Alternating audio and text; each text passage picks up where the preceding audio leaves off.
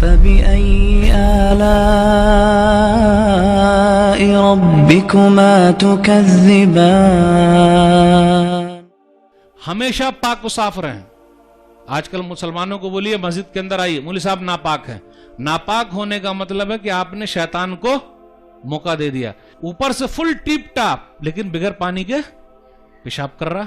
تو اگر پانی لے کر پیشاب نہیں کریں گے اور ناپاک رہیں گے تو مسئلہ گڑبڑ ہو جائے گا. ایک حدیث سن لیجئے, المعجم الاوسط للطبرانی جلد نمبر 5, اس کے اندر یہ آیا طہروا ھذہ الاجساد طہرکم اللہ.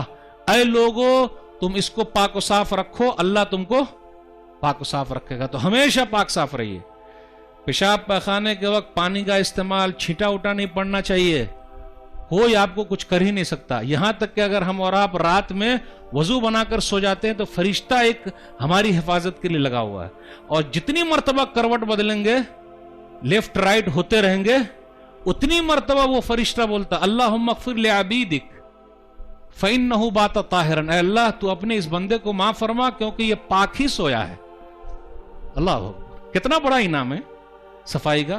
تو شیطان قریب آ سکتا تو ہم اور آپ موقع دیتے, اس لیے اس کو بھگائیے. چھوٹی چھوٹی دعائیں یاد کر لیجئے, بڑا فائدہ ہے.